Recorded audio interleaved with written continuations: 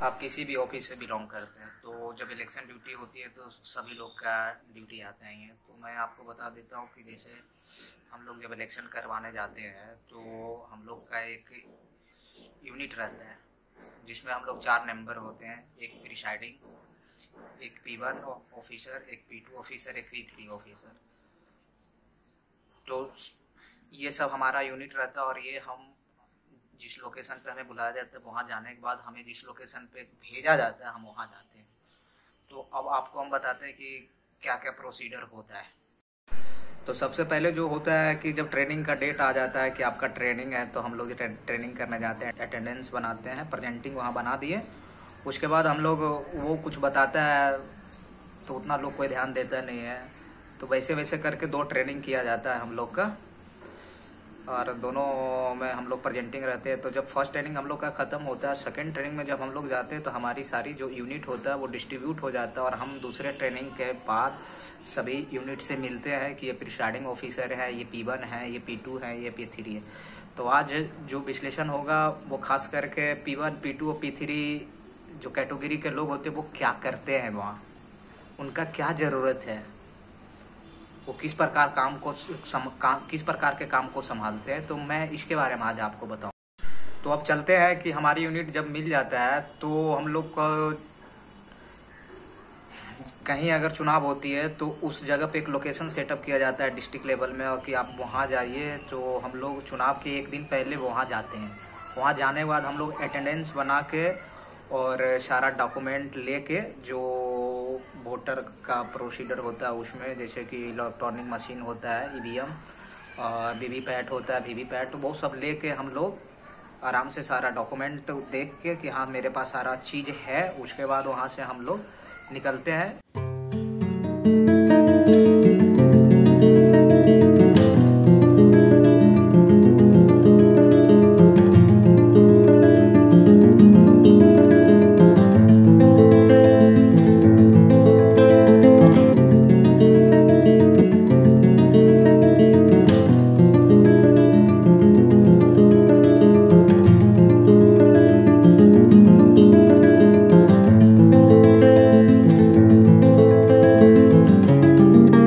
हमारी लोकेशन बांटी जाती है कि आपको इस क्षेत्र में जाना है, तो वहाँ से हम लोग गाड़ी पे बैठ के वहाँ पहुँच जाते हैं।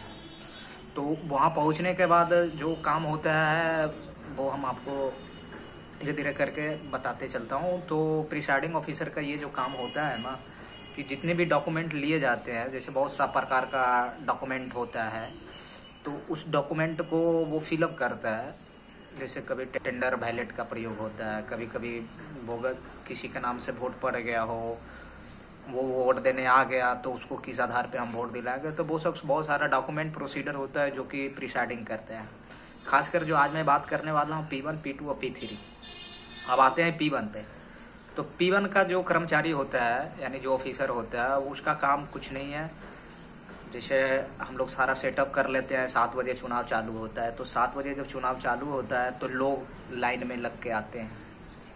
तो P1 जो ऑफिसर होता है उसका काम होता है कि आप वोट देने आए तो आपके पास लाइसेंस कार्ड हो, वोटर ID कार्ड हो, आपके पास पैन कार्ड हो, कोई भी पहचान होनी चाहिए जिससे ये प्रमाणित हो जाए कि आप वोट देने आए। अब हम आपको P1, P2, P3 का क्या काम होता है इलेक्शन ड्यूटी में उसके बारे में बताने का प्रयास करता हूँ। एक उदाहरण के द्वारा आपको समझाने का प्रयास करता हूँ।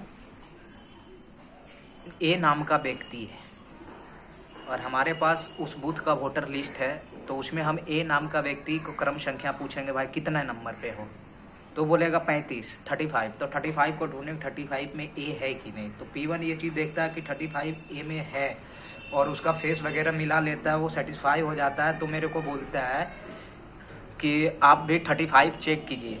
तो मेरे पास भी एक वोटर लिस्ट रहता है, मैं भी चेक करके उसमें टिक लगाता हूँ कि हाँ ये है।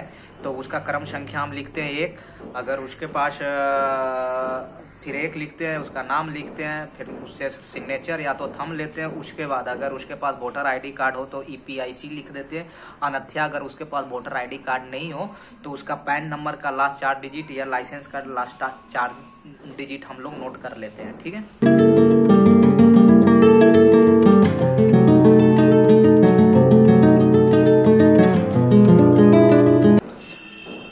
करने के बाद फिर मैं उसे एक पर्ची देता हूँ,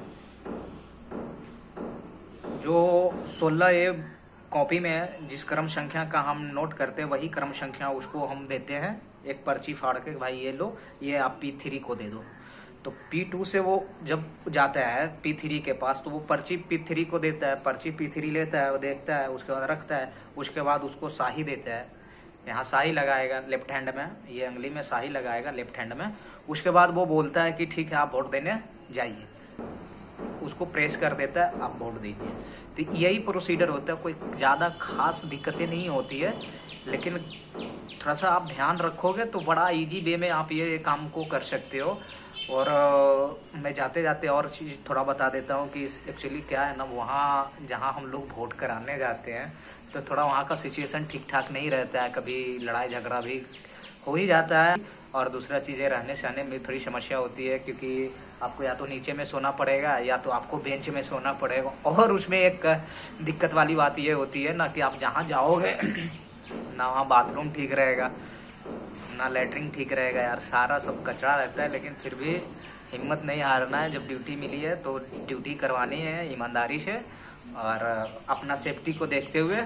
धन्यवाद।